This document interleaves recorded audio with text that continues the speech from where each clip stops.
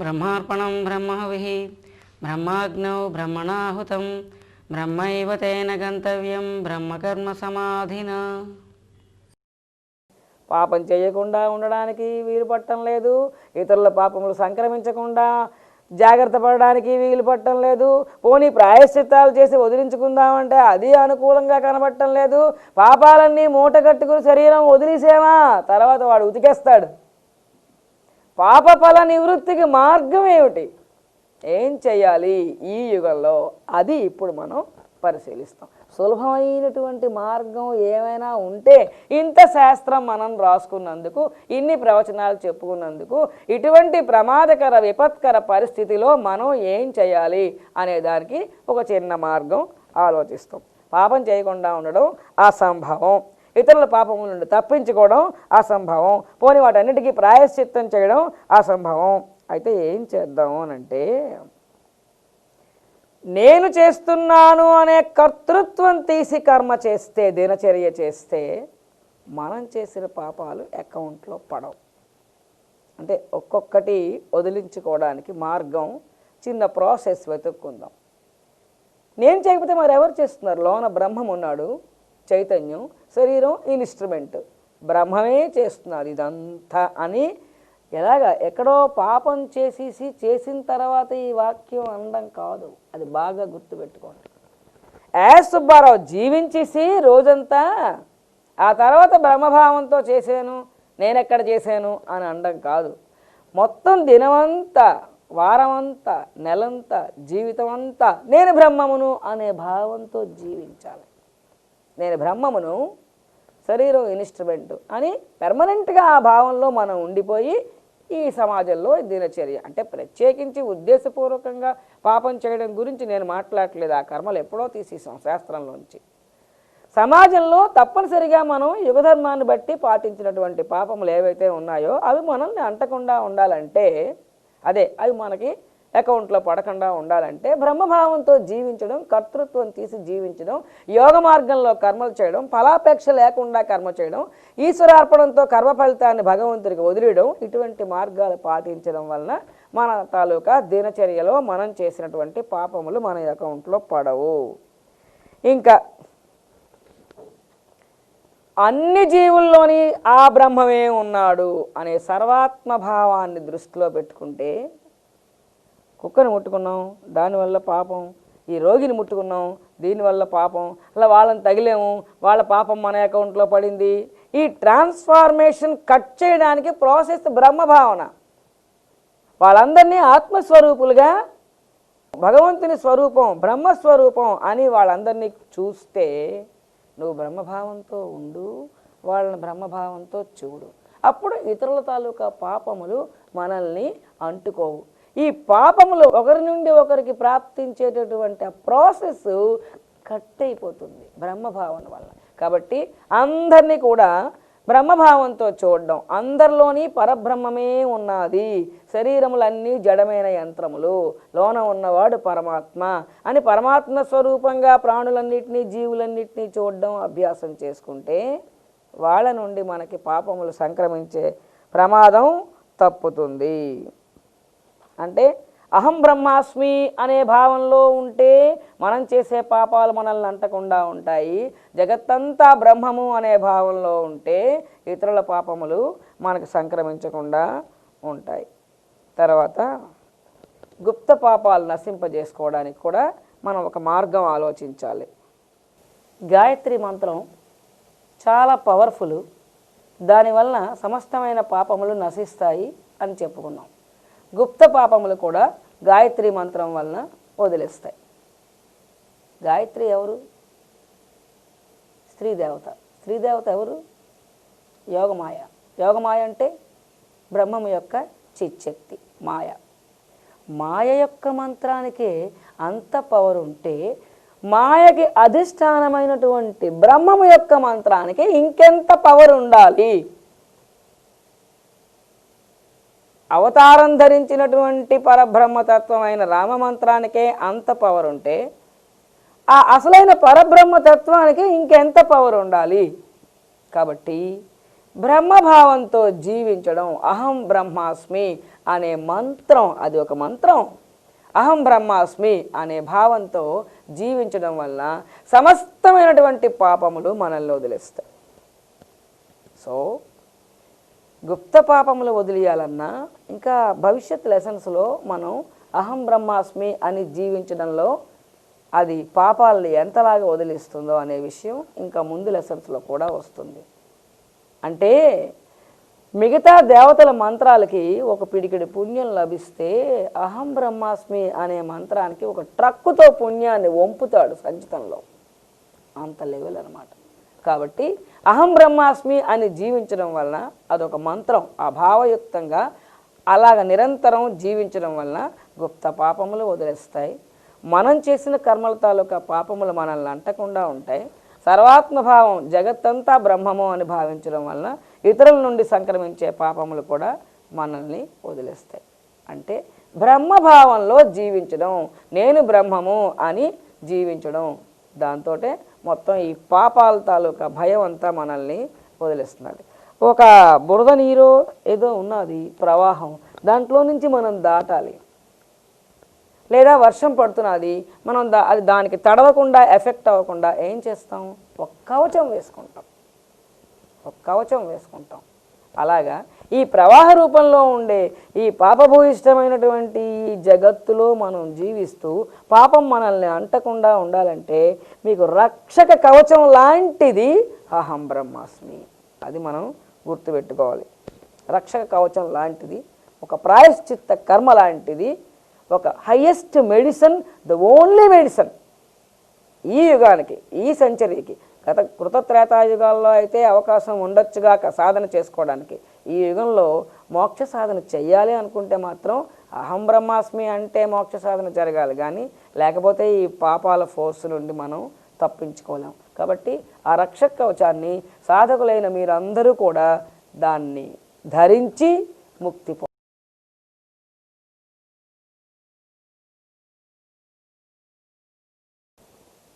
అమ్మగారి ఉపన్యాసాలంటే అహం బ్రహ్మాస్మి బోధిస్తారు. ఇది కేవలం అద్వైత భావాన్ని బోధించేటటువంటి, అద్వైత సాధన చేయించేటటువంటి ఉపన్యాసాలు అని ప్రజలకి ఒక అపోహ. అది నిజమే కావచ్చు, కానీ ఈ ఉపన్యాసాల్లో కేవల అద్వైతం మాత్రమే బోధించటం లేదు, టోటల్ సృష్టి రహస్యం అంతటినీ బోధిస్తున్నాం. కర్మయోగం గురించి ఇంతవరకు మనం చర్చించుకున్నాం. కర్మయోగ స్థాయిలో ఉన్నటువంటి సాధకులు ఎవరైతే ఉన్నారో వాళ్ళందరికీ కర్మయోగం గురించి సవివరమైనటువంటి శాస్త్రం అందింది. అందువల్ల వారు ఆచరించే కర్మయోగంలో ఏమైనా దోషాలుంటే సవరించుకుని వాళ్ళు ఇప్పుడు ఏ స్థాయిలో ఉన్నారో అంతకంటే ఉన్నతమైనటువంటి స్థాయికి వెళ్ళడానికి ఆచరణ విధానాన్ని ఎలా మార్చుకోవాలి అవన్నీ వారు పరిశీలించవచ్చు, ఆచరించవచ్చు. ఇప్పుడు భక్తి యోగం గురించి మనం ప్రస్తావిస్తాం. అంటే కర్మయోగ స్థాయిలో ఉన్న వాళ్ళకి కర్మయోగ రహస్యాలు తెలుస్తున్నాయి, కర్మయోగం బోధించినట్టయింది. భక్తి యోగ స్థాయిలో ఉన్న వాళ్ళకి భక్తి యోగ రహస్యాలు తెలుస్తాయి, భక్తి యోగం బోధించినట్లు అవుతుంది. ఏ స్థాయిలో ఉన్న సాధకులకైనా ఈ ఉపన్యాసాలు ప్రయోజనాన్ని కలగజేస్తాయి. సాధారణ స్థాయి నుండి అత్యున్నత స్థాయి జీవన్ముక్త స్థితిని పొందే వరకు అవసరమైనటువంటి అన్ని సాధన మార్గాలు, సాధన సూత్రాలు, సాధన రహస్యాలు ఈ ప్రవచనాల ద్వారా అందజేయబడుతున్నాయి. కాబట్టి ఇవి అందరినీ ఉద్దేశించి అని అనుకోవాలి, కానీ కేవల అద్వైత బోధ మాత్రం కాదు. ఇప్పుడు మనం పవిత్రమైనటువంటి భక్తి యోగాన్ని గురించి మాట్లాడుకుందాం. ప్రేమ అనేటటువంటి హృదయ స్పందనని అనుభవించని వాళ్ళు ఎవ్వరూ ఉండరు. ఈ రెండు అక్షరాలకే అర్థం తెలియని వాళ్ళు ఉండరు. అనుభవపూర్వకమైనటువంటి భావం తెలుస్తుంది ప్రేమ గురించి. ప్రతి వ్యక్తి కూడా ఈ లోకంలో ఏదో ఒక వస్తువుని కానీ ఒక వ్యక్తిని కానీ ప్రేమించే ఉంటారు, ప్రేమిస్తూనే ఉంటారు. కొందరు బంధువుల్ని ప్రేమిస్తారు, భార్యని ప్రేమిస్తారు, మరికొందరు పిల్లల్ని ప్రేమిస్తారు, మరికొందరు వస్తువుల్ని ప్రేమిస్తారు, కొంతమంది అందాన్ని ప్రేమిస్తారు, కొంతమంది వాళ్ళ జీవితాన్ని ప్రేమిస్తారు, కొందరు కళల్ని ప్రేమిస్తారు, కొందరు ఆస్తిని ప్రేమిస్తారు, కొందరు పదవిని ప్రేమిస్తారు, కొందరు కీర్తిని ప్రేమిస్తారు, కొందరు మొక్కల్ని ప్రేమిస్తారు, కొందరు జంతువుల్ని ప్రేమిస్తారు, కొందరు దీనజనుల్ని ప్రేమిస్తారు. ఇలాగా ప్రేమ అనేక కోణాల్లో మనలో పనిచేస్తూ ఉంటుంది. అంటే ఒక వ్యక్తి తన ప్రేమని ఈ ప్రపంచంలో అనేక కోణాల్లో చూపించగలిగేటటువంటి అభ్యాసం ఉన్నది. అంతేకాకుండా ఈ ప్రేమ ఏకకాలంలో అనేకమైనటువంటి కోణాల్లో అనేకమైనటువంటి శాతముల్లో పనిచేస్తూ ఉంటుంది. భార్యని ఒకడు 50% ప్రేమించాడు అని అనుకుందాం, కొడుకుని 100% ప్రేమిస్తాడు. తల్లిదండ్రుల్ని ఒక 60% ప్రేమించాడు అని అనుకుందాం, బంధువుల్ని ఒక 40% ప్రేమించాడు అని అనుకుందాం. అక్క చెల్లెళ్ళు అన్నదమ్ములు అందరూ ఉంటారు, వాళ్ళందరినీ ఒక 50% ప్రేమించాడు. ఒక స్నేహితుడిని ఒక 70% ప్రేమించాడు. తన ఉద్యోగాన్ని తన ఆస్తిని వాటిని ఒక 50% ప్రేమించాడు. అలాగే ఇరుగు పొరుగు వారు ఉంటారు, వాళ్ళని ఒక 20% ప్రేమిస్తాడు. ఎక్కడో ఎప్పుడో అత్యవసర కాలంలో ఎవరో సహాయం చేస్తారు అజ్ఞాత వ్యక్తులు, వారిని ఒక 10% ప్రేమిస్తాడు. ప్రతిరోజు మనం వీధిలోంచి నడిచి వెళ్ళిపోతూ ఉంటే ఒక వ్యక్తి ఎదురవుతూ ఉంటారు, అతన్ని ఒక 5% ప్రేమిస్తాడు. ప్రతిరోజు మన గుమ్మంలోకి వచ్చే బిచ్చగాడిని ఒక 2% ప్రేమిస్తాడు. ఆఫీసులో తన కార్యక్రమాలకి లేకపోతే తన జీవితంలో తన యొక్క అభివృద్ధికి ఆటంకపరిచే వాళ్ళు ఎవరైనా ఉంటే వాళ్ళని అసలు ప్రేమించడు, 0% ప్రేమిస్తాడు. అంటే ఒక వ్యక్తికి తన ప్రేమని అనేక కోణాల్లో అనేక శాతముల్లో పంచగలిగే కెపాసిటీ ఉన్నది అని మనకి అర్థమవుతున్నది. ఇంకా ఈ ప్రేమ ఈ శాతం అనేది ఎప్పుడూ అలాగే స్థిరంగా శాశ్వతంగా ఉండిపోదు. కొడుకుని 100% ప్రేమిస్తున్నాడు, స్నేహితుడిని 50% ప్రేమిస్తున్నాడు అనుకుందాం. స్నేహితుడి తాలూకా చాలా ముఖ్యమైనటువంటి కాగితాలు ఏవో ఇంటికి తీసుకొచ్చి పెడితే తెలియకుండా కొడుకు చింపి పారేశాడు. ఇప్పుడు అతనికి చాలా నష్టం కలిగింది. 100% ప్రేమించే కొడుకు మీద ప్రేమ ఒక్కసారి 10%కి 0 లెవెల్కి దిగిపోయింది. ఆ కారణంగా 50% ప్రేమించే స్నేహితుడి మీద ప్రేమ 70%కి ఒక్కసారి పెరిగిపోయింది. అంటే ప్రేమ తాలూకా శాతములు పెరుగుతూ ఉంటాయి, తరుగుతూ ఉంటాయి. ఇంకా మొక్కల్ని ప్రేమిస్తాం, ఇల్లుని ప్రేమిస్తాం, అందాన్ని ప్రేమిస్తాం, సుఖాన్ని ప్రేమిస్తాం, భోజనాన్ని ప్రేమిస్తాం, ఎన్నిటినో తల్లిదండ్రుల్ని బంధువుల్ని ఇంట్లో వాళ్ళని అందరినీ ప్రేమిస్తూ ఈ జీవితంలో సడన్గా మన ఆత్మీయులు మన పిల్లలు ఎవరో సీరియస్గా ఉన్నారు, హాస్పిటల్లో ఉన్నారు, ప్రమాద పరిస్థితిలో ఉన్నారు. ఆ టైంలో అందరి మీద ఉన్నటువంటి ప్రేమ ఒక్కసారి ఆ ప్రమాద పరిస్థితిలో ఉన్న వాళ్ళ మీదకి టర్న్ అయిపోతున్నది. తల్లిదండ్రుల్ని ఆ టైంలో విస్మరించేసాం, భార్యని విస్మరించేసాం, ఇంటి అందాన్ని విస్మరించేసాం, ఆ మొక్కల్ని ఆ పెంపుడు జంతువుల్ని వదిలేసాం, మన యొక్క తిండి నిద్ర సుఖం అది కూడా విస్మరించేసాం. అంటే తాను వేటినైతే ప్రేమిస్తాడో వాటన్నింటి పట్ల ఉన్న ప్రేమని ఆ 2-3 రోజులు విడిచిపెట్టేసాం. ఈ అంత ప్రేమ, అందరి మీద ఉన్న ప్రేమ, తనలో ఉన్న టోటల్ ప్రేమ అంతా కూడా ఆ ఆపద సమయంలో ఉన్నటువంటి ఆ మరణ సమయంలో ఉన్నటువంటి ఆ పిల్లల మీదకి లేక ఆత్మీయుల మీదకి కేంద్రీకరించబడింది. అంటే అర్థం ఏమిటి? అన్ని కోణాల్లో ప్రసరించే మన ప్రేమని కావాలంటే మనం ఒక వస్తువు మీద లేక ఒకే వ్యక్తి మీద కేంద్రీకరింపజేయడం కూడా మన మనస్సుకి శిక్షణ ఆల్రెడీ ఉన్నది. అది మనం గ్రహించాలి. ఒకేసారి అన్ని యాంగిల్స్లో ప్రేమని పంచగలిగే శక్తి మనకు ఉన్నది. అవసరమైతే అన్ని యాంగిల్స్లో ఉండే ప్రేమని తీసుకొచ్చి ఒకే వస్తువు మీద కేంద్రీకరింపజేసే శక్తి కూడా మనకి ఉన్నది. చాలా తక్కువ ప్రేమ ఉన్న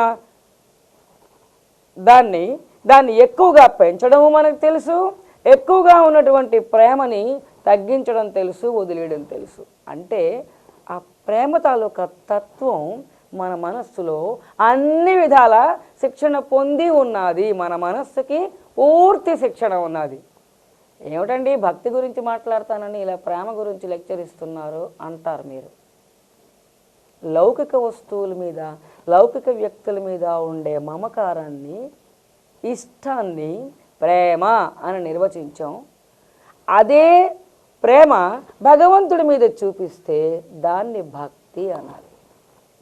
భక్తికి నిర్వచనం ఏమిటంటే లౌకిక వస్తువుల మీద మమకారాన్ని ప్రేమ అన్నాం, భగవంతుడి మీద మమకారాన్ని భక్తి అనాలి. లౌకిక వస్తువుల మీద ఇష్టాన్ని ప్రేమ అన్నాం, భగవంతుడి మీద మనకి ఇష్టం ఉంటే అది భక్తి అని అనాలి. కాబట్టి భక్తి అనే దాన్ని కొత్తగా ఏ సాధకులు నేర్చుకోవాల్సినటువంటి అవసరం లేదు. భక్తి అంటే ప్రేమ, భగవంతుడి మీద ప్రేమని మనం భక్తి అని పిలుస్తున్నాం అంతే. కాబట్టి భక్తి అనేది ఎక్కువ చేయగలం, తక్కువ చేయగలం, అన్ని కోణాల నుంచి తీసుకొచ్చి ఒకే భగవద్ వస్తువు మీద కేంద్రీకరింపజేయగలం, దాన్ని 100% పెంచగలం. అన్ని శిక్షణలు మన మనస్సుకి ఉన్నాయి. ఇవాళ చెప్తున్నాను, ఆధ్యాత్మిక సాధనలు ఏవైతే మోక్షానికి కావాలో అవన్నీ కూడా భౌతిక ప్రపంచ విషయాల పట్ల మనకి అనుభవంలో ఉన్న సాధనలే. మన మనస్సుకి వాటన్నిటి పట్ల శిక్షణ ఉంది, అది మనకి రాను రాను ప్రూవ్ అవుతూ ఉంటుంది. కాబట్టి భగవంతుడి పట్ల భక్తిని మనం కొత్తగా ఇప్పుడు అభ్యాసం చేయక్కర్లేదు, మనకి భక్తి అభ్యాసం ఉన్నది. కాకపోతే మనకున్న ఆ భక్తి అభ్యాసం అంటే ప్రేమ అభ్యాసం లౌకిక వస్తువుల మీద, లౌకిక వ్యక్తుల మీద ఉన్నది. దాన్ని భగవంతుడి వైపు టర్న్ చెయ్యాలి. మనకున్నటువంటి ప్రేమతత్వాన్ని భగవంతుడి వైపు టర్న్ చెయ్యాలి, అంతేగాని కొత్తగా నేర్చుకోవాల్సింది ఏమీ లేదు. లౌకిక ప్రేమ, భగవంతుడి పట్ల ప్రేమ, ఈ రెండింటిని మరొక్కసారి పరిశీలిద్దాం. లౌకిక ప్రేమ ఉందనుకోండి, కొడుకుని తల్లి విపరీతంగా ప్రేమిస్తుంది, 100కి 100 పాళ్ళు ప్రేమిస్తుంది. వాళ్ళు తినకపోతే తను తినదు, వాళ్ళు నిద్రపోయే వరకు తను నిద్రపోదు. వాళ్ళ మనస్సుని సంతృప్తిపరచడానికి వాళ్ళకి ఏది కావాలంటే అది ఎంత కష్టమైనా ఓర్చి, ఎంత శ్రమ అయినా సరే దాన్ని సాధించి తీసుకొచ్చి ఇచ్చి వాళ్ళ తాలూకా ప్రేమను పొందడానికి తల్లి ప్రయత్నిస్తుంది. అలాగే ప్రేమించిన వాళ్ళ కోసం ఎటువంటి త్యాగానికైనా మనం సిద్ధపడతాం. చివరికి ప్రాణత్యాగం కూడా చేసేవాళ్ళు ఉన్నారు ప్రేమించిన వాళ్ళ కోసం. ఒక సినిమా యాక్టర్ మీద అభిమానం కొలిది ప్రాణత్యాగం చేసుకున్న వాళ్ళని ఎంతమందినో మనం చూస్తున్నాం. అంటే ప్రాణత్యాగం చేసినందువలన విలువ ఏమిటి అన్నది ఇప్పుడే మనం పరిశీలిస్తాం. అంటే ప్రేమతత్వం అంత బలీయమైనది అనమాట. మన ప్రాణాలను కూడా ఇచ్చేస్తాం అవతల వాళ్ళ ప్రేమ కోసం. అయితే భక్తుల గురించి ఒక్కసారి పరిశీలించండి. భక్తులు భగవంతుడికి నివేదన చేయకుండా వాళ్ళు భోంచేయరు, భగవంతుడికి జోల పాడకుండా వాళ్ళు నిద్రపోరు, భగవంతుని యొక్క ఆజ్ఞలన్నిటినీ శిరసావహిస్తారు. అంటే శాసనాలు, అంటే అతని యొక్క శాస్త్రవాక్యాలు అనమాట. భగవంతుని శాసనాలు, ఆజ్ఞలు అంటే శాస్త్రవాక్యాలు. అవన్నీ కూడా భగవంతుని యొక్క శాసనాలు, అతని ఆజ్ఞ, వాటిని శిరసావహించి ఎన్ని కష్ట నష్టాలైనా ఓర్చి సహించి భగవంతుడి మెప్పు పొందడానికి, అతని ప్రేమని పొందడానికి ఆ శాస్త్రవాక్యాలన్నిటినీ పాటిస్తారు. భగవంతుడి యొక్క వియోగాన్ని భరించలేక ప్రాణత్యాగం కూడా చేసేటటువంటి వాళ్ళు, తన సర్వస్వాన్ని వాళ్ళకి అర్పించేటటువంటి భక్తులు ఉన్నారు. అంటే లౌకిక ప్రేమలో ఏం జరుగుతున్నదో భగవంతుడి ప్రేమలో కూడా అదే జరుగుతున్నది. లౌకిక ప్రేమలో ఉన్న వాళ్ళని సాధారణ ప్రేమికులు అన్నాం, భగవంతుని ప్రేమలో ఉన్న వాళ్ళని భక్తులు అని అన్నాం. కానీ ఇక్కడ ఒక విషయం, లౌకికమైనటువంటి ప్రేమకి భగవంతుని యొక్క ప్రేమకి ఎక్కడా పోలికలు లేవు, చాలా వ్యత్యాసం ఉన్నది. దీనికి ఏ పరిస్థితిలోని అది సమానం కాదు. భగవంతుని ప్రేమ అత్యంత విలువైనది. ఎలాగో పరిశీలిద్దాం. మనం ఒక వ్యక్తిని ప్రేమించాం, కొడుకునో కూతురునో లేక బంధువుల్లో ఎవరినో ఒక వ్యక్తిని మనం ప్రేమించాం. మనం ప్రేమిస్తూ ఉంటే ఆ వ్యక్తి తిరిగి మనల్ని ప్రేమించాలని ఏమి రూల్ లేదు. మనం ఎంత ప్రేమిస్తే వాళ్ళు తిరిగి అంత ప్రేమించాలని మనం ఆశిస్తాం, కానీ వాళ్ళు అంత ప్రేమించరు. మనం ఇట్నుంచి ప్రేమిస్తూ ఉంటే వాళ్ళు అట్నుంచి ద్వేషిస్తూ ఉంటారు. ఇవన్నీ లోకంలో మనకు అనుభవం. మనం ఇట్నుంచి ప్రేమిస్తూ ఉంటే మన ప్రేమని వాళ్ళు స్వార్థానికి వాడుకుంటారు, మన చేత పనులు చేయించుకొని. మనం ఇట్నుంచి ప్రేమిస్తూ ఉంటే వాళ్ళు అట్నుంచి మనకు తెలియకుండా నటిస్తూ మోసం చేస్తారు. తర్వాత ఇచ్చిపుచ్చుకోవడాలు ఉన్నంత కాలం ఈ ప్రేమ నిలబడుతుంది. ఎప్పుడైతే ఉపకారం చేసుకోవడం, ఒకరికొకరు ఇచ్చిపుచ్చుకోవడం, సహాయం చేసుకోవడం అనేది సన్నగిల్లిందో ప్రేమ కూడా కట్ అయిపోతుంది. ఎప్పుడైనా ఇరువురి మధ్య ప్రేమకి భంగం కలిగితే ఏదో ఒక పక్క ద్వేషం, పగ, ప్రతీకార వాంఛ ఇవన్నీ రగులుతాయి లౌకిక ప్రేమలో అయితే. ఇంకా లౌకిక ప్రేమ అశాశ్వతం, అది కొంతకాలం నిలబడుతుంది. అంటే మనం ప్రేమించినటువంటి వస్తువు కొంతకాలానికి నశిస్తుంది, మనం ప్రేమించినటువంటి వ్యక్తి కొంతకాలానికి నశిస్తాడు. నశించిన తర్వాత మనకు వెంటనే దుఃఖం కలుగుతుంది, ఎందుకంటే మనం అతిగా ప్రేమిస్తున్నాం కాబట్టి. అంటే లౌకిక ప్రేమ వెనకాల దుఃఖం ఉన్నది. లౌకిక ప్రేమలో ఆ ప్రేమ అశాశ్వతం, ప్రేమించిన వస్తువు అశాశ్వతం కాబట్టి అది దూరం అవగానే, నశించగానే దుఃఖం కలుగుతుంది. లౌకిక ప్రేమలో ప్రేమించిన వ్యక్తి కోసం ప్రాణత్యాగం చేసేసాం వియోగాన్ని భరించలేక. ఏం కలిసి వస్తుందండి? ప్రాణత్యాగం చేసినంత మాత్రాన ఆ ప్రేమించిన వ్యక్తిని చేరగలమా? చేరలేం. వీరు తమ్ము తాము కోల్పోయారు. త్యాగం చేసిన తర్వాత మరి ఇంక వాళ్ళు ఉండరు కదా. పోనీ ఆ ప్రేమించిన వస్తువుని, ఆ వ్యక్తిని చేరగలిగారా? అది ఎలాగలేదు. అంటే ఉభయత్ర నష్టపోయారు ప్రాణత్యాగంతో. కానీ భగవంతుడి ప్రేమ ఈ విధంగా ఉండదు.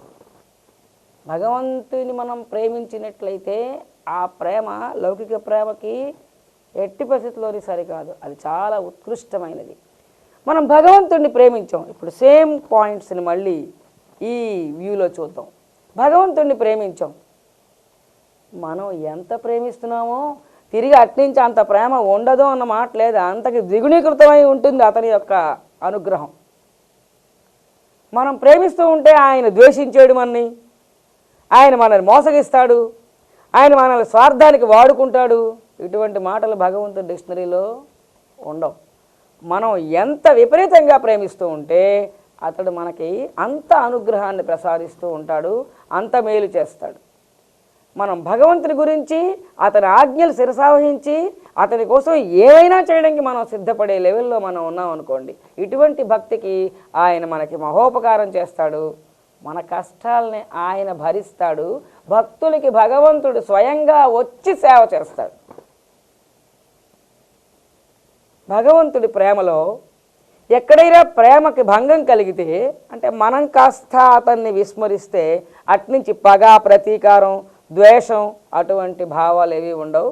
అవన్నీ అతని డిక్షనరీలో లేనే లేవు.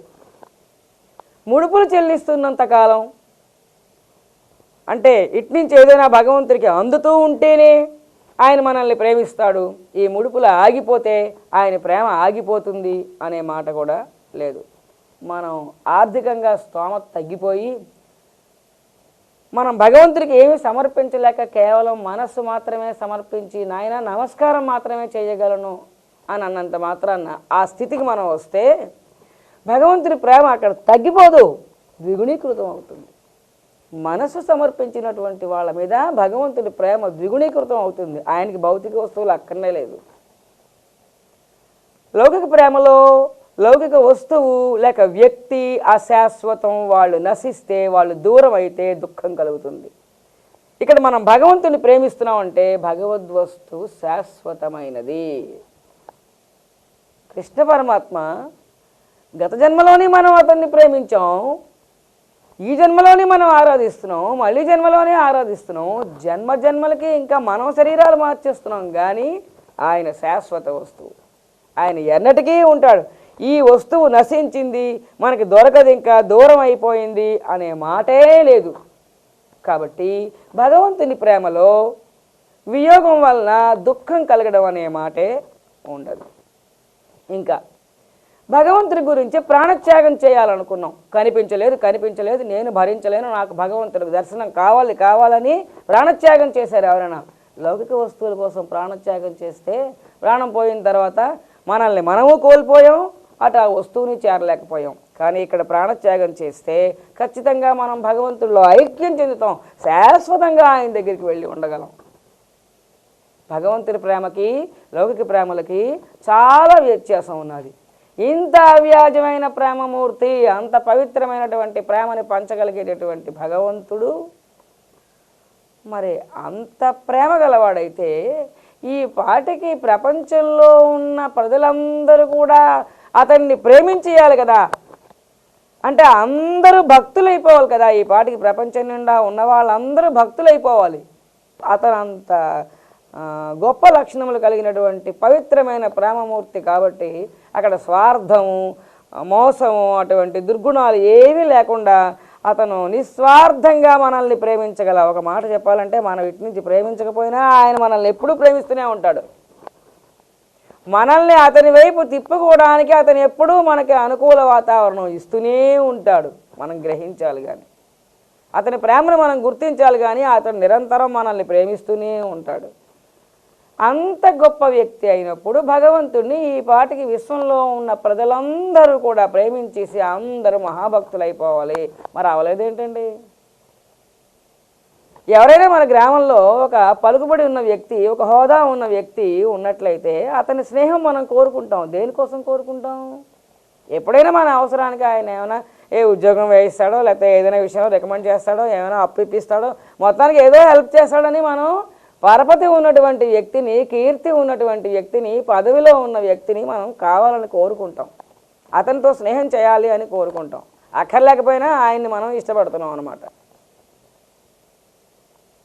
కానీ భగవంతుడు ఎటువంటి వాడు? లౌకిక వ్యక్తులు వాళ్ళ తాలూకా సమర్థత, వాళ్ళ తాలూకా కెపాసిటీ, వాళ్ళ తాలూకా పరిధి ఒక జిల్లాకి పరిమితమై ఉంటుంది, ఒక దేశానికి పరిమితమై ఉంటుంది, ఒక రాష్ట్రానికి పరిమితమై ఉంటుంది. కానీ భగవంతుని యొక్క శక్తి సామర్థ్యాలు, అతని పలుకుబడి, అతని హోదా జిల్లాకి, రాష్ట్రానికి, దేశానికి కాదు, 14 లోకాల్లోని ఆయన్ని మించిన పలుకుబడి కలిగినటువంటి వ్యక్తి, శక్తి సామర్థ్యములు కలిగినటువంటి వ్యక్తి, హోదా గల వ్యక్తి ఇంకా లేడు. 14 లోకాల్లో ఏది కావాలన్నా, ఎప్పుడు కావాలన్నా తెచ్చి ఇవ్వగలిగే సమర్థుడు భగవంతుడు. అలాంటప్పుడు తప్పనిసరిగా అందరూ ఆయన్ని ప్రేమించేయాలి. మరేది? ఎవ్వరూ ప్రేమించరే, అసలు ఎవ్వరూ ప్రేమించరు. చాలా తక్కువ పర్సెంటేజ్ భక్తులు అనేవాళ్ళు. మరి ఎందుకు ఇలా జరుగుతున్నది అంటే 2 కారణాలు. ఒకటి మన అజ్ఞానం, రెండోది ఏంటంటే కనబడ్డండి, అది వచ్చిన బాధ. ఎప్పటికీ కనబడ్డు, ఏమి చేసినా కనబడ్డు, ఎలా బతిమాలినా కనబడ్డు, ఎన్నాళ్ళైనా కనబడ్డు, ఎన్ని జన్మలెత్తినా కనబడ్డు. అంత కనబడకుండా ఉంటే అతని పట్ల ఒక అశ్రద్ధ ఏర్పడిపోతున్నాడు. అలాగని మళ్ళీ మనం కనిపించకుండా ఉండే వస్తువులు అన్నిటినీ వదిలేసామండి. గాలి కనబడదు, కానీ గాలి తాలూకా రిఫ్లెక్షన్, ప్రతిఫలం మనకు తెలుస్తున్నది. దానివల్ల గాలిని మనం వాడుకుంటున్నాం కదా. విద్యుత్తు కనబడదు, అలా అని వదిలేసామా? విద్యుత్ తాలూకా ప్రతిఫలం మనకు తెలుసు, కనిపిస్తున్నది. కాబట్టి విద్యుత్తుని మనం కనబడకపోయినా వశం చేసుకుని మన జీవితాన్ని సుఖమయం చేసుకోవడానికి అనేక కోణాల్లో దాన్ని వాడుకుంటున్నాం. కనిపించని భగవంతుడిని కూడా వశం చేసుకుని అనేక కోణాల్లో ఎందుకు వాడుకోకూడదు? వాడుకోవాలి కదా. కాబట్టి కనిపించకపోయినా సరే అవ్యాజమైన ప్రేమమూర్తి అయినటువంటి భగవంతుణ్ణి, అత్యంత శక్తి సామర్థ్యాలు కలిగినటువంటి భగవంతుని యొక్క స్నేహం మనం కోరుకోవాలి. కాబట్టి అందరూ కనిపించని భగవంతుణ్ణి ఒక్కసారి ప్రేమించి చూడండి, ఎలా ఉంటుందో చూద్దాం.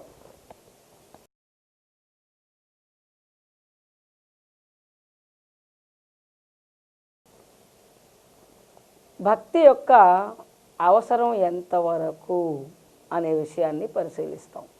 మోక్ష సాధనలో భక్తి అవసరమా, భక్తి మార్గం అవసరమా అని ఒక పరిశీలన చేద్దాం.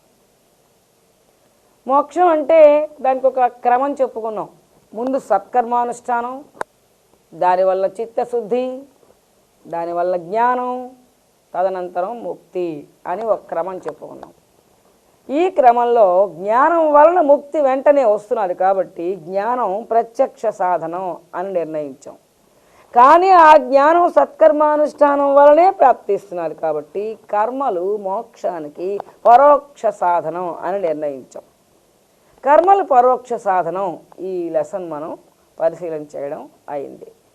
అటువంటి పరోక్ష సాధనమైనటువంటి కర్మలు దేనికి? మోక్షానికి. పరోక్ష సాధనమైనటువంటి కర్మలు ఎలాంటి కర్మలు? తినడం, త్రాగడం, కూర్చోవడం, నిద్రపోవడం, నడవడం, ఆఫీస్కి వెళ్ళడం, వంట చేయడం, సంసార నిర్వహణ, ఇటువంటి లౌకిక కర్మలు కాదు. మోక్షానికి పరోక్ష సాధనములైనటువంటి కర్మలు ఏమిటి అని ఒక్కసారి పరిశీలిస్తే నిత్య కర్మలు, నైమిత్తిక కర్మలు, సత్కర్మానుష్ఠానం, సత్కర్మలు, ఇవి మోక్షానికి పరోక్ష సాధనములు, యజ్ఞకర్మలు. ఇప్పుడు ఒకసారి వాటిలో పరిశీలించండి. నిత్యకర్మానుష్ఠానం అంటే ఏమిటి? స్నానము, సంధ్యావందనము, హోమము, జపము, దేవతారాధన, ఇదంతా ప్రతిదినము ఆచరించేటటువంటి నిత్యకర్మానుష్ఠానం. దీంట్లో భక్తి లేదా? సంధ్యావందనంలో భక్తి ఉన్నది కదా, దేవతారాధనలో భక్తి ఉన్నది కదా, హోమములో భక్తి ఉన్నది కదా, జపంలో భక్తి ఉన్నది కదా, స్వాధ్యాయంలో భక్తి ఉన్నది కదా, ఇదే కదా నిత్యకర్మానుష్ఠానం. కాబట్టి నిత్యకర్మానుష్ఠానం అంతా భక్తి కర్మలే. ఇంకా ఏం చేస్తాం అంటే పరోక్ష సాధనలైనటువంటి కర్మలు ఇంకా ఏంటేంటి ఉంటాయి? ఇంకా అనేక దీక్షలు, అనేక వ్రతములు, యజ్ఞకర్మలు, ఇవన్నీ కూడా మనం మోక్షానికి పరోక్ష సాధనంగానే ఆచరిస్తున్నాం. అవన్నీ భక్తి కర్మలే. వ్రతముల్లో, దీక్షల్లో, అన్నిటిలోని భగవంతుని దృష్టిలో పెట్టుకునే అవన్నీ భక్తితోటే ఆచరించబడుతున్నాయి. కాబట్టి అవన్నీ భక్తి కర్మలే. నైమిత్తిక కర్మలు, నిత్యకర్మల తర్వాత నైమిత్తిక కర్మలు, ఏదో ఒక నిమిత్తంగా మనం చేసేటటువంటి కర్మలు. శ్రీరామనవమి ఏదో ఉత్సవాలు చేసాం, 9 రోజులు భక్తితోటి రాముణ్ణి ఆరాధించాం. గణపతి నవరాత్రులు, లేక శివరాత్రి, కృష్ణాష్టమి, దేవీ నవరాత్రములు, ఇలాగా మాఘమాస వ్రతములు, కార్తీక మాస వ్రతములు, అంటే ఒక నిమిత్తంగా, ఒక పర్వదినం నిమిత్తంగా, ఒక కారణంగా భగవంతుని ఆరాధించేటటువంటి విధానములు, ఇవన్నీ నైమిత్తిక కర్మలు. ఈ నైమిత్తిక కర్మలన్నిటిలోని భక్తి ఇమిడి ఉంది. దేవతలను ఆరాధించడం కదా చేసిన పని. కాబట్టి నైమిత్తిక కర్మలన్నిటిలోని భక్తి ఇమిడి ఉన్నది. నిత్య కర్మలు భక్తితో కూడి ఉన్నాయి, నైమిత్తిక కర్మలు భక్తితో కూడి ఉన్నాయి. ఇంకా చెరువులు తవ్విస్తాం, బావులు తవ్విస్తాం, ఇప్పుడైతే కుళాయిలు వేయిస్తాం, బస్ స్టాపులు కట్టిస్తాం, విద్యాలయాలు కట్టిస్తాం, దేవాలయాలు కట్టిస్తాం, సత్రములు కట్టిస్తాం, అన్నదానం చేస్తాం. ఇదంతా ఏమిటి? పరోపకారం, సత్కర్మానుష్ఠానం. అంటే ఇవి పరోక్షంగా భక్తి కర్మలు. ఎందుకంటే ప్రాణుల్లోని, మానవుల్లోని లోన ఉన్నది ఎవరు? పరమాత్మ. ఆ పరమాత్మ ఎవరు? సత్తు, సత్యం అంటే బ్రహ్మం. ఆ సత్తు యొక్క కర్మలు అంటే ఇండైరెక్ట్గా భగవంతునికి సంబంధించిన కర్మలే అవుతాయి. దైవహితార్థ కర్మలు, నిత్య నైమిత్తిక కర్మలు, పరహితార్థ కర్మలు, ఇటువంటి సత్కర్మానుష్ఠానం. ఈ దైవహితార్థ, పరహితార్థ కర్మలన్నిటిలోని దాంట్లో ప్రత్యక్షంగా భక్తి ఉన్నది, పరహితార్థ కర్మల్లో పరోక్షంగా భక్తి నిండి ఉన్నది. కాబట్టి మొత్తం ఈ కర్మానుష్ఠానం అంతా కూడా, నిత్య నైమిత్తిక సత్కర్మానుష్ఠానం అంతా కూడా భక్తితో కూడినటువంటిదే. వీటన్నిటిని మనం మోక్షానికి పరోక్ష సాధనంగా భావించుకున్నాం. అంటే మోక్షానికి పరోక్ష సాధనమైనటువంటి ఈ కర్మలు కేవల కర్మలు కాదు, భక్తితో కూడిన కర్మలు. ఈ కర్మల వల్ల ప్రయోజనం ఏమిటి? సంచితంలో పాపం నశిస్తుంది, ఉత్తమ మానవ జన్మ లభిస్తుంది. చండాల జన్మ నుండి అనేక కులములు దాటి అనేక కోట్ల జన్మలు ధరించి ధరించి ధరించి చివరికి ఉత్తమ మానవ జన్మ. అక్కడ ఉత్తమ మానవ జన్మ అంటే ఆత్మజ్ఞానాన్ని సంపాదించుకోవడానికి కావలసినటువంటి సంస్కారం కలిగినటువంటి జన్మ అని అర్థం. ఉత్తమ మానవ జన్మకి వచ్చే వరకు ఈ కర్మలే పనిచేసాయి. ఇండైరెక్ట్గా ఇక్కడ మనం ఏమిటి గ్రహించాలి? సంచితంలో పాపం నశించడానికి, ఉత్తమ మానవ జన్మ లభించడానికి భక్తియే కారణం అవుతున్నది అని నేను డిక్లేర్ చేస్తాను. ఇంత క్రితం ఏమని డిక్లేర్ చేసాం? కర్మలే కారణము అన్నాం. ఇప్పుడు ఏమని డిక్లేర్ చేస్తున్నాం? ఆ కర్మ భక్తి కర్మ కాబట్టి, భక్తితోటే అది చేశాం కాబట్టి, భక్తి కొరకే, భగవంతుడి కొరకే అది చేశాం కాబట్టి ఆ భక్తే కారణం ఇక్కడ దాకా తీసుకురావడానికి అని అర్థమవుతుంది. 1వ స్థాయి. ఉత్తమ మానవ జన్మ లభించిన తర్వాత కొంచెం శాస్త్రజ్ఞానం తెలుసుకుని నిష్కామంగా యజ్ఞకర్మల్ని ఆచరించడానికి మానవుడు సిద్ధపడతాడు. ఉత్తమ మానవ జన్మ లభించిన దగ్గర నుండి తర్వాత స్థాయిలో ఏమిటి ఆచరిస్తాడు? యజ్ఞకర్మాచరణ ఆచరిస్తాడు. మళ్ళీ ఇవే దైవయజ్ఞం అంటే యోగ సూత్రాలు జోడించి శాస్త్రం కొంచెం తెలుసుకుని దాన్ని సాత్విక విధానంలో ఆచరిస్తాడనమాట. దైవయజ్ఞం దాంట్లో భక్తే కదా, అంతా భగవంతుడి గురించి చేసే కర్మే. బ్రహ్మయజ్ఞం విశిష్టమైనటువంటి భక్తి. బ్రహ్మయజ్ఞం అంటే భగవంతుడికి ఏదో ఈ రంగు పంచ ఆ రంగు వాణి అని రంగులు పొలవకుండా యథార్థమైనటువంటి భగవంతుని యొక్క నిరాకార నిర్గుణ పరబ్రహ్మ తత్వాన్ని అవగాహన చేసుకుని దాని పట్ల దృష్టి కలిగి ఉండడం బ్రహ్మయజ్ఞం అంటే. కాబట్టి బ్రహ్మయజ్ఞం అదే అసలు సిసలైనటువంటి భక్తి తత్వమే. ద్రవ్యయజ్ఞంలో కూడా పరోక్షంగా భక్తి ఉన్నది, అది పరహితార్థ కర్మ. లేక సత్కర్మానుష్ఠానానికి అంటే పరోక్షంగా కాకుండా డైరెక్ట్గా భగవంతుడి కర్మలకి దైవయజ్ఞాలకి మనం దానం ఇవ్వచ్చు, డబ్బులు ఇవ్వచ్చు కదా. తపోయజ్ఞంలో వ్రతములు దీక్షలు అన్నింటితోటి శరీరాన్ని తప్పింప చేయడం అనేది జరుగుతుంది. కాబట్టి తపోయజ్ఞం కూడా భక్తి కర్మే. యోగయజ్ఞం అంటే అష్టాంగ యోగ మార్గం. దాంట్లో ధారణ, ధ్యానము, సమాధి అనే స్థితులు ఉన్నాయి కదా. అక్కడ ఏమిటి ధ్యానించేది? ఏకాగ్రతతో మనస్సును ఒక దగ్గర కేంద్రీకరింపజేసి అక్కడ భగవద్వస్తువుని భావించి ధ్యానం చేయడం, అందులో సమాధి స్థితిలోకి వెళ్ళడం అనేది జరుగుతున్నది. కాబట్టి యోగయజ్ఞం కూడా భక్తి కర్మే. ప్రాణాయామ యజ్ఞం, ప్రాణాయామంలో ఒక మంత్రాన్ని జోడించి భగవద్వస్తువుని ధ్యానించడం అనేది జరుగుతుంది. కాబట్టి ప్రాణాయామం కూడా భక్తి కర్మే.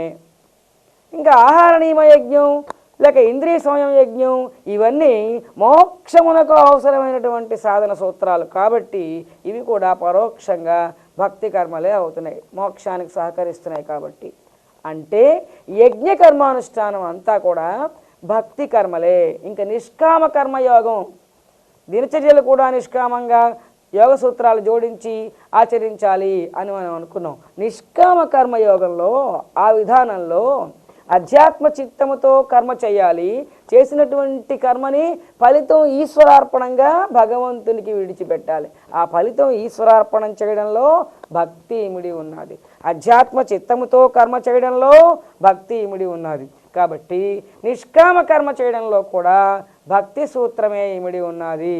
అంటే యజ్ఞ కర్మానుష్ఠానం అంతా కూడా భక్తితో ఏర్పడినటువంటిది, భక్తితో ఆచరించబడినటువంటిది. కాబట్టి రెండవ దశలో ఈ యజ్ఞ కర్మానుష్ఠానం వల్ల ఫలితం ఏమిటి? చిత్తశుద్ధి, జ్ఞానప్రాప్తి.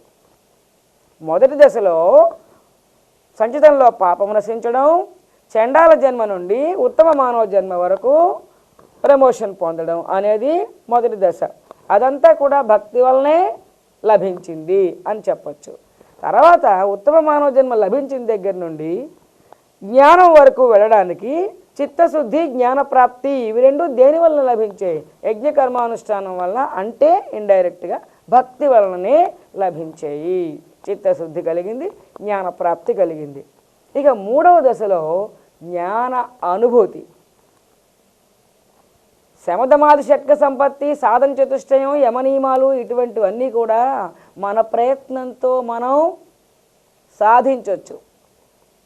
కానీ ఆ మూడవ దశలో అహం బ్రహ్మాస్మి సర్వం కలివిదం బ్రహ్మ అంటే జగత్తంతా బ్రహ్మము, నేను బ్రహ్మము అనే భావములు మాత్రం అది అనుభవపూర్వకంగా ఏర్పడాలంటే భగవద్ అనుగ్రహం లేకుండా మాత్రం వీలు పడదు. ఉత్తమ మానవ జన్మ లభించే వరకు, లభించిన తర్వాత చిత్తశుద్ధి లభించే వరకు, తర్వాత జ్ఞానప్రాప్తి కలిగే వరకు కొంత భక్తి చూపించి మనం భగవద్ అనుగ్రహాన్ని సంపాదించేసాం. కానీ ఆ తర్వాత జ్ఞాన అనుభూతి కలగాలంటే భగవంతుడికి ఎక్కువ మూల్యం చెల్లించాలి.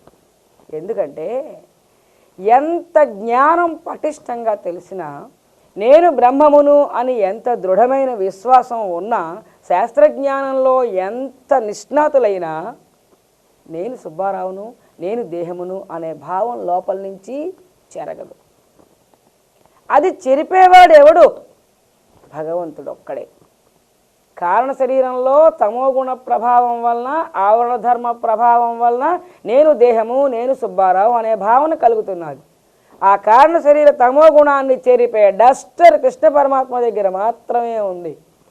ఆయనకి సంకల్పం కలగాలి, ఇతగాడు మోక్షానికి అర్హుడు, వీడికి నేను మోక్షం ఇస్తున్నాను అని ఆయనకి అనిపించితే, అతను మనల్ని మెచ్చుకునే విధంగా మనం భక్తి చూపించితే అప్పుడు ఆయన ఆ కారణ శరీర ప్రభావాన్ని, ఆ మాయా ప్రభావాన్ని తీసేస్తాడు.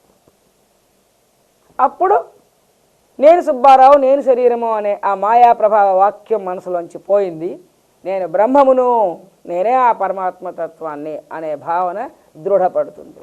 అంటే మిగతా సాధనంతా మన ప్రయత్నంతో ఎలాగైనా చేస్తాం, కానీ ఆ అనుభవం నేను బ్రహ్మమును అనే అనుభవ జ్ఞానం మాత్రం కేవలం భగవద్ అనుగ్రహంతో నడుస్తుంది, ప్రాప్తిస్తుంది. అతని అనుగ్రహం కావాలంటే, ఆ అనుభవ జ్ఞానం ఆయన మనకి ఇవ్వాలంటే ఆయనకి మనం విశేషమైన మూల్యం చెల్లించాలి. ఏమిటా మూల్యం అంటే అనన్య భక్తి. కొద్దిపాటి భక్తి చాలదు ఇక్కడ. అనన్యమైనటువంటి భక్తి, అద్వైత భక్తి, బ్రేక్ లేకుండా అద్వైత భక్తి మనం కలిగి ఉంటేనే ఈ అనుభవ జ్ఞానం వస్తుంది. అంటే జ్ఞానం సంపాదించిన తర్వాత అది అనుభవపూర్వక బ్రహ్మజ్ఞానం అవడానికి కూడా భక్తియే కారణం అవుతున్నది. అద్వైత భక్తి అంతరంగంలో బ్రేక్ లేనటువంటి, అంతరాయం లేనటువంటి అద్వైత భక్తే మనకి అనుభవం రావడానికి కారణం. అయితే ఇక్కడ దాకా కూడా భక్తి వల్లే మనం ప్రమోషన్ పొందుతున్నాము అని అర్థమైంది.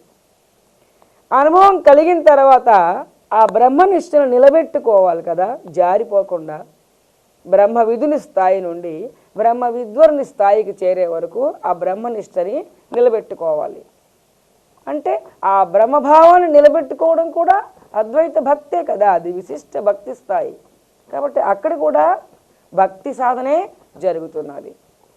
బ్రహ్మ విద్వరుని స్థాయి నుండి విద్వరిష్ఠుని స్థాయి వరకు చేరే వరకు ఆ 5, 6, 7 భూమికలు ప్రాప్తించే వరకు కూడా బ్రహ్మనిష్ట నిలబెట్టుకోవడమే జరుగుతున్నది. అంటే కేవలం భక్తి వలనే మనం ఇంతవరకు నడిచాం. ఎంతవరకు? సాధారణ మానవ స్థాయి నుండి మానవ జన్మ ప్రాప్తించిన దగ్గర నుండి ఉత్తమ మానవ జన్మ పొందే వరకు, సంచితంలో పాపం నశించడానికి, ఉత్తమ మానవ జన్మ లభించిన తర్వాత చిత్తశుద్ధి పొందడానికి, చిత్తశుద్ధి నుండి జ్ఞానం పొందడానికి, పొందినటువంటి జ్ఞానం అనుభవపూర్వకంగా ప్రాప్తించడానికి, ప్రాప్తించిన అనుభవపూర్వక బ్రహ్మజ్ఞానం జారిపోకుండా నిలబడడానికి, చివరికి జీవన్ముక్త స్థితిని చేరుకునే వరకు భక్తి వలననే మనం ఈ ప్రమోషన్లన్నీ పొందేము అని మనకి రుజువు అవుతున్నది. ఇంకో కోణంలో కూడా మనం పరిశీలించవలసి ఉన్నది. భక్తి ఉపాసన చేసేవాళ్ళు ఉంటారు, ఇలా జ్ఞాన మార్గంలో కాకుండా. వాళ్ళు సగుణ ఉపాసన చేస్తారు. అంటే విష్ణు అవతారాన్ని సగుణ ఉపాసన అంటే రామును, కృష్ణును ఆరాధిస్తున్నారు. దాంట్లో వాళ్ళు పరిపక్వ స్థితికి చేరుకున్నారు. నేనే ఆ కృష్ణుడను, జగమంతా కృష్ణమయం, అందరి శరీరాల్లోని, అన్ని జీవరాశుల్లోని ఆ కృష్ణ పరమాత్మే ఉన్నాడు అని అందరిలోని కృష్ణ పరమాత్మని అనుభవపూర్వకంగా భావించగలిగేటటువంటి స్థితిలో వాళ్ళు ఉంటారు. ఒక్క ఉదాహరణ తుకారాం లాగా. అటువంటి భక్తి స్థాయిలో కూడా వాళ్ళు సగుణ ఉపాసన నుండి నిర్గుణ ఉపాసనలోకి వెళ్ళాలి. ఇంకా అది పరిపక్వ స్థాయి కాదు, నామరూపాలు విడిచిపెట్టలేదు. కాబట్టి నిర్గుణ ఉపాసన అంతా పరబ్రహ్మమే, ఆ కృష్ణుడు అనే మాట వదిలేసి నాలో బ్రహ్మం ఉంది, నేనే ఆ బ్రహ్మమును, అంతటా నిండి ఉన్నది పరబ్రహ్మము, అన్ని జీవరాశుల్లోని సర్వాంతర్యామిగా ఆ బ్రహ్మమే ఉన్నది అనేటటువంటి నిర్గుణ ఉపాసన స్థాయికి వాళ్ళు టర్న్ అవ్వాలి. ఎవరు చేస్తారు? భగవంతుడే చెయ్యాలి.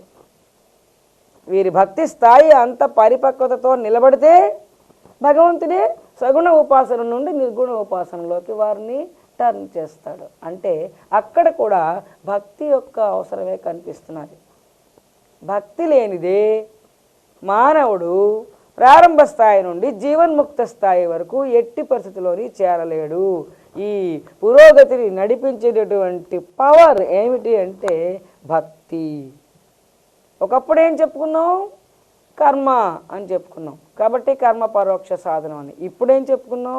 భక్తి అని చెప్పుకున్నాం. ఒక నాణ్యానికి ఒకవైపు కర్మ, రెండవ వైపు భక్తి.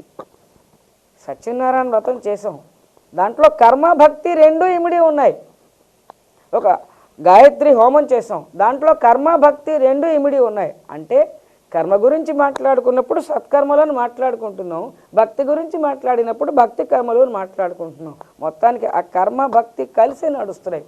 కాబట్టి పరోక్ష సాధనమైనటువంటి కర్మలు అని అన్న అదే వాక్యంలో పరోక్ష సాధనమైనది భక్తి అని అన్న ఒకటే అర్థం. రెండు ఏకకాలంలో నడుస్తాయి. కాబట్టి అయితే భక్తి లేనిదే ప్రమోషన్ లేదు జీవుడికి. ఒక్క ముక్తి కోరుకున్నటువంటి వాళ్ళే ఇలా భక్తితో ప్రమోషన్ పొందుతున్నారా? ముక్తి విషయం పట్టించుకున్నటువంటి సామాన్య ప్రజలు భౌతిక ప్రాపంచిక సుఖములు పొందడానికి కూడా భగవంతుణ్ణే పట్టుకుంటున్నారు కదా. నాకు ఐశ్వర్యం కావాలి, సంతానం కావాలి, పదవి కావాలి, కీర్తి కావాలి, కళలు కావాలి అని అనేకమైనటువంటి భౌతిక సుఖాలు కోరుకుంటూ భగవంతుడికి మొక్కుతున్నారు, పూజిస్తున్నారు, ఆరాధిస్తున్నారు, సేవ చేస్తున్నారు. అంటే భౌతిక ప్రాపంచిక విషయ సుఖముల కొరకు ప్రాకులాడే సామాన్య ప్రజలు కూడా భక్తి మీదే ఆధారపడి ఉన్నారు అని మనం గ్రహించాలి. ఇంకొక విషయం, ఈ 14 లోకాలతో ఉన్నటువంటి ఈ సృష్టి అంతా కూడా భగవంతుని సామ్రాజ్యం. ఆయన దీని చక్రవర్తి. దాంట్లో నివసించి ఏ ప్రాణి కూడా ఆయన అనుగ్రహం లేకుండా జీవించడం అనేది, అభివృద్ధి చెందడం అనేది సాధ్యపడదు. కాబట్టి ప్రతి ఒక్కరూ కూడా భగవంతుని యొక్క భక్తి మీద ఆధారపడి భగవంతుని అనుగ్రహం కోసం ప్రాకులాడవలసిందే. భగవద్గీతలో ఒక శ్లోకం ఉంది, చతుర్విధా భజంతే మాం జనా సుకృతినో అర్జున ఆర్తో జిజ్ఞాసురర్థార్థి జ్ఞానీచ భరతర్షభ. 7వ అధ్యాయం 16వ శ్లోకం. ఆర్తులు, జిజ్ఞాసువులు, అర్ధకాములు, జ్ఞానులు అనే 4 విధాల వాళ్ళు నన్ను ఆశ్రయిస్తారు అని చెప్తున్నాడు. ఎవరు? కృష్ణుడు. అతడే భగవంతుడు. అందులో ఆర్తులు, అర్ధకాములు ఒక వర్గం తీయండి, జిజ్ఞాసువులు, జ్ఞానులు ఒక వర్గం తీయండి. ఆర్తులు అంటే ఇప్పుడు మన ఇంట్లో ఎవరికో సీరియస్గా ఉంది, చిట్కా వైద్యాలతో ముందు ప్రారంభిస్తాం, తగ్గలేదు, డాక్టర్ దగ్గరికి వెళ్తాం, తగ్గలేదు, ఇంకా అన్ని వైద్యాలు చేయించిస్తాం, ఇంకా తగ్గలేదు, అప్పుడు పరమాత్మకి మొక్కులు మొక్కడం ప్రారంభిస్తాం. అంటే భగవంతుడిని ఆశ్రయిస్తున్నాం. కష్టకాలంలో మనకి ఏ కష్టం వచ్చినా వెంటనే భగవంతుడికి ఒక మొక్కు మొక్కడం అనేది అది మనస్సుకి అసంకల్పిత ప్రతీకార చర్యలాగా అలవాటైపోయింది. ఆ కష్టం తీరిపోగానే మళ్ళీ మర్చిపోతారు. అప్పుడు మళ్ళీ భగవంతుని పట్ల అంత తీవ్రమైనటువంటి భక్తి పనిచేయదు. ఆ కష్టకాలంలోనే భగవంతుడు గుర్తొస్తాడు, ఆరాధిస్తారు. ఇది ఆర్తులు ఆశ్రయించే విధానం. అర్ధకాములు అంటే, అర్థం అంటే ఇక్కడ కేవలం ధనం మాత్రమే కాదు, భౌతిక సంపదలు అన్నీ అనండి. ఏ ఐశ్వర్యం అనండి, సంతానం అనండి, ఏదైనా ఒక భౌతికమైనటువంటి కోరికలు పొందడానికి భగవంతుని ఆశ్రయించే వాళ్ళు అనేకులు. కాబట్టి ఆర్తులు, అర్ధకాములు. జిజ్ఞాసువులు అంటే ఈ ఉత్తమ మానవ జన్మ లభించిన దగ్గర నుండి శాస్త్రజ్ఞాన పరిచయం అవుతున్న కొలది భగవంతుని గురించి తెలుసుకోవాలి, అసలు ఏమిటి భగవంతుడి రూపం, ఇన్ని రూపాలు ఏమిటి, అసలు స్వరూపం నేను తెలుసుకోవాలి అనే ఒక జిజ్ఞాస బయలుదేరుతుంది భగవంతుడి గురించి. దాంతో వాళ్ళు ఆ భక్తి మార్గాన్ని పట్టుకుని అలాగా ముందుకు పోతూ ఉంటారు. వాళ్ళ జిజ్ఞాస తీరే వరకు. ఎప్పుడు తీరుతుందండి? తానే ఆ పరమాత్మ అయిపోయినప్పుడే ఆ జిజ్ఞాస తీరుతుంది. అంతవరకు పనిచేస్తూనే ఉంటుంది. అయితే జిజ్ఞాసువులు కూడా భగవంతుని, అతని స్వరూపాన్ని తెలుసుకోవాలి అనే భావంతో అతన్ని ఆశ్రయించారు. ఇంకా జ్ఞానులు అంటే భగవతత్వాన్ని పూర్తిగా అర్థం చేసుకున్నటువంటి బ్రహ్మ విద్వరుని స్థాయి నుండి విద్వరీయుడు, విద్వరిష్ఠుడు మొత్తం ఆ జ్ఞాని యొక్క స్థితుల్లో ఉండేటటువంటి వారందరూ కూడా భగవంతుడిని పూర్తిగా అనుభవించి అవగాహన చేసుకుని ఉన్నటువంటి వాళ్ళు. ఈ 4 రకాల వాళ్ళు భగవంతుడిని ఆశ్రయిస్తున్నారు. ప్రపంచంలో ఈ 4 రకాలకి రాని వాళ్ళు ఎవరుంటారు అంటే నాస్తికులు మాత్రమే ఉంటారు. మిగతా వాళ్ళందరూ ఈ 4 వర్గాల్లోకి వచ్చేస్తారు. అయితే నాస్తికులు ఏదో ఒక జన్మలో నాస్తికులు, 2 జన్మల్లో నాస్తికులు, కానీ అన్ని జన్మల్లోనే ఆ జీవుడు నాస్తికుడై ఉండడు. మానవుడు సామాన్య మానవ జన్మ నుండి జీవన్ముక్త స్థితికి వచ్చే వరకు అతన్ని నడిపించేది భక్తి. భక్తి. భక్తి యొక్క అవసరం ఎంతవరకు ఉంది అంటే, అవసరం ఎంతవరకు ఏమిటి, అసలు భక్తితోటే వాడు నడుస్తున్నాడు. ఏదో కొంచెం అవసరం ఉంటే ఎంతవరకు అవసరం అని అడగడానికి, కేవలం భక్తి మీద ఆధారపడి భక్తిని ఆశ్రయించి భగవంతుని ఆశ్రయించే జీవుడు ముందుకు పోతున్నాడు. కాబట్టి భక్తి యొక్క ఆవశ్యకత ఎంతవరకు అంటే, భక్తే కావాలి, భక్తితోటే ఉన్నదంతా. జీవుడు ఎల్లప్పుడూ భక్తుడే. ఎందుకని? జీవుడు తాలూకా ఎయిమ్ ఏమిటి? అనంత పరబ్రహ్మంలో నేను ఐక్యము చెందాలి అనే ఎయిమ్ అతనికి ఎప్పుడూ ఉంటుందన్నమాట. మాయా ప్రభావం కప్పేసినా మళ్ళీ ఆ ఎయిమ్ మాత్రం లోపల పనిచేస్తూ ఉంటుంది. అంటే జీవుడు ఎప్పుడు కూడా భగవంతుని వైపే ప్రయాణం చేస్తున్నాడు. అంటే జీవుడు ఎల్లప్పుడూ ఏ శరీరాల్లో ఉన్నా భగవంతుని యొక్క భక్తుడే.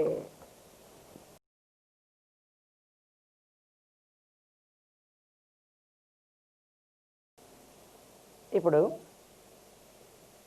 అయితే భక్తి అంటే ఏమిటి అనేది పరిశీలించాం. భక్తి యొక్క అవసరం ఎంతవరకు ఉన్నది అనేది పరిశీలించాం. భక్తిలో స్థాయిలు పరిశీలన చేద్దాం. భక్తి సాధన చేస్తూ ఉంటే పరిపక్వత లభిస్తున్న కొలది స్థాయి మారుతూ ఉంటుంది. స్థాయి మారుతున్న కొలది సాధన విధానం కూడా మారుతూ ఉంటుంది. అయితే ఇప్పుడు ఆ భక్తిలో స్థాయిలు ఎన్ని ఏమిటి అని మనం ఒక పరిశీలన చేయాలంటే, యథార్థానికి శాస్త్రంలో భక్తిలో స్థాయిలు ఇన్ని అని ఎక్కడ వివరించి ఉండదు. అది మన సౌలభ్యం కోసం మనం ఆ డివిజన్ చేసుకున్నాం. ఇంతవరకు ఒక స్థాయి అందాం, ఇక్కడి నుంచి ఇది ఇంకొక స్థాయి అందామని మనం ఈ బోధించడం కోసం, మన సౌలభ్యం కోసం మనం దాంట్లో ఒక 3 స్థాయిలు ఏర్పాటు చేసుకున్నాం. ఇందులో సామాన్య భక్తి, మానసిక భక్తి అంటే అనన్య భక్తి, విశిష్ట భక్తి అని భక్తిలో 3 స్థాయిలు అనుకుందాం. ముందుగా సామాన్య భక్తి గురించి పరిశీలన చేద్దాం. ఒక సుబ్బారావు గారు ఉన్నారు. ఈయన మహాభక్తుడు. ఎవరిది వ్యాఖ్యానం? ప్రజలది. సుబ్బారావు గారు మహాభక్తులు, ఆయనకి ఇంకా మోక్షమే, మరి జన్మ లేదు అంటారు. నేను మాత్రం అలా అన్నా. అయితే ఇప్పుడు ఆ సుబ్బారావు గారి భక్తి సాధన గురించి పరిశీలన చేద్దాం. తెల్లవారుజాము 4 గంటలకు లేస్తారు. 8 గంటల వరకు నిత్యకర్మానుష్ఠానం చేస్తారు. సంధ్యావందనం చేస్తారు, జపం చేస్తారు, హోమం చేస్తారు, స్వాధ్యాయం చేస్తారు, దేవతారాధన చేస్తారు. మొత్తం ఆయన కార్యక్రమం అంతా 8, 8:30, 9 గంటల వరకు పూర్తి చేసి ఆయన భోజనం చేసి ఆఫీస్కి వెళ్తారు. ఒక 4 గంటల సేపు మార్నింగ్ దైవ కార్యక్రమంలో ఆయన పార్టిసిపేట్ చేశారు అందాం. ఆఫీస్కి వెళ్ళిన దగ్గర నుంచి, అంటే ఈ దైవ కార్యక్రమం పూర్తి అయిపోయిన దగ్గర నుండి మళ్ళీ సాయంత్రం దేవాలయానికి హరికథకో పురాణానికో ఉపన్యాసానికో వెళ్ళే వరకు కర్తృత్వంతో, ఫలాపేక్షతో, సంగముతో, ప్రాపంచిక విషయాల్లో స్వార్థంతో మునిగిపోయి పార్టిసిపేట్ చేస్తాడు. అంటే కర్మబంధం వేసుకుంటూ ఉంటాడు అన్నమాట. మళ్ళీ సాయంత్రం ఉపన్యాసానికో దేవాలయానికో హరికథకో దేనికో వెళ్ళి ఓ 3 అవర్స్ కూర్చుంటాడు. మళ్ళీ ఇంటికి వచ్చిన తర్వాత 9 గంటల నుండి మళ్ళీ ఉదయం తెల్లవారు 4 గంటలకు లేచే వరకు మళ్ళీ ప్రాపంచిక కార్యక్రమాల్లో నిమగ్నం అయిపోతున్నాడు. అతని దినచర్యలో దైవ సంబంధ కార్యక్రమాల్లో పార్టిసిపేట్ చేసిన టైం ఎంత? ఉదయం 4 గంటలు, సాయంత్రం 3 గంటలు భగవత్ సంబంధంగా గడుపుతున్నాడు. 7 గంటల కాలం భగవత్ సంబంధంగా ఆయన గడుపుతున్నాడు. ఈ 7 గంటల కాలం పోతే ఒక 6 గంటలు నిద్రలో తీసేయండి. రాత్రి 10 గంటల నుండి తెల్లవారుజాము 4 గంటల వరకు 6 గంటలు నిద్ర తీసేయండి. ఈ 7, 4, 13 గంటలు తీసేయండి. ఇంకా 11 గంటల టైము, 7 గంటలు భక్తి కార్యక్రమం, 6 గంటల నిద్ర పోతే మిగిలిన టైం అంతా కూడా 11 గంటల కాలం ప్రాపంచిక కార్యకలాపాల్లో కర్తృత్వంతో, ఫలాపేక్షతో, సంగముతో, స్వార్థంతో ప్రాపంచిక కార్యకలాపాల్లో నిమగ్నం అయిపోయి మునిగి తేలుతూ ఉంటాడు. ఇది ఇతడు మహాభక్తుడు అని అంటారు. అతని దినచర్యలో దైవ సంబంధమైనటువంటి కార్యక్రమంలో నిమగ్నమైనటువంటి సమయం ఎంత? ఉదయం 4 గంటలు, సాయంత్రం 3 గంటలు, 7 గంటల సమయం ఆయన దైవ కార్యక్రమంలో ఉన్నాడు అని భావిస్తున్నాం.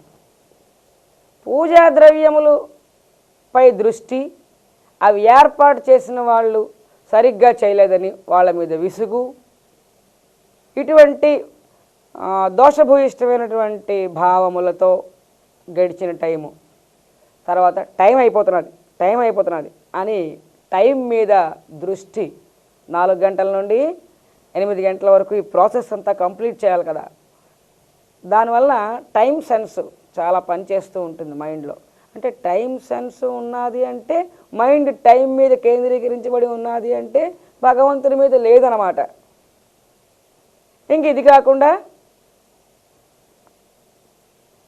మనస్సు ఆలోచనలతో పరిగెట్టుకుని అలా వెళ్ళిపోతూ ఉంటుంది బయటికి. ఫిజికల్గా ఒక మెకానికల్గా శరీరం ఈ కార్యక్రమం చేసేస్తూ ఉంటుంది. పూజా కార్యక్రమం, స్వాధ్యాయం, ఈ యజ్ఞకర్మలన్నిటినీ చేసేస్తూ ఉంటుంది. కానీ మనస్సు మాత్రం ఆఫీసులో నిన్న జరిగిన ఇన్సిడెంటో, కుటుంబంలో నిన్నటి ఇన్సిడెంటో, ఇవాళ ఏ అప్పు తీర్చాలో, లేకపోతే ఫీజు కట్టాలో, ఇటువంటి సంసార వ్యవహారాల మీద, ఆఫీస్ వ్యవహారాల మీద, ఆ సంఘటనల గురించి, ఆ వ్యక్తుల గురించి ఆలోచిస్తూ బయట ప్రపంచంలోకి వెళ్ళిపోయింది మనస్సు.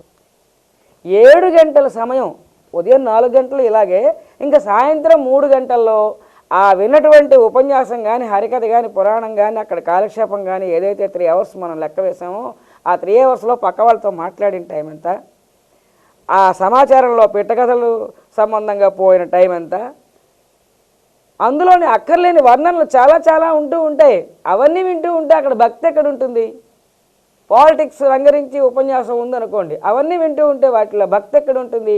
ఆ అప్రస్తుత ప్రసంగాలు అన్నింటి టైము తీసేస్తే నిజంగా భగవంతుడి మీద భక్తిని మీలో ఈ క్షణంలో కలిగించేటంతటి గ్రేట్ టాపిక్ ఏదైనా అక్కడ దొర్లుతూ ఉంటే ఆ పురాణంలోనో హరికథలోనో ఆ క్షణంలో మాత్రమే మనలో భక్తి ఉంటుంది. కానీ లేకపోతే అదొక సత్కాలక్షేపం, మైండ్ డైవర్ట్ అయ్యే ఉంటుంది. అంచేత ఈ 7 గంటల సమయంలో శరీరం కార్యక్రమం చేస్తే చెయ్యగాక మనస్సు మాత్రం భగవంతుడి మీద కేంద్రీకరించబడి లేదు. ఎంతసేపు ఉన్నది అంటే రోజుకి ఒక అరగంట ఉండడం, 30 నిమిషాల సేపు భగవంతుడి మీద మనస్సు ఉండడం చాలా గ్రేట్. నేను సుబ్బారావు గారి దినచర్యని ఎలా డివైడ్ చేస్తానంటే 23.5 గంటలు ప్రాపంచిక చింతన, దృష్టి, ధ్యానం, అర్ధగంట దైవ ధ్యానం అని నేను డివైడ్ చేస్తాను. మీరేమంటారు? ఇది సుబ్బారావు గారి దినచర్య. ఇంకా ఊర్లోని సామూహిక యజ్ఞకర్మలు జరుగుతూ ఉంటాయి. బ్రహ్మార్పణం బ్రహ్మహవిః బ్రహ్మాగ్నౌ బ్రహ్మణాహుతం బ్రహ్మైవ తేన గంతవ్యం బ్రహ్మకర్మ సమాధినా.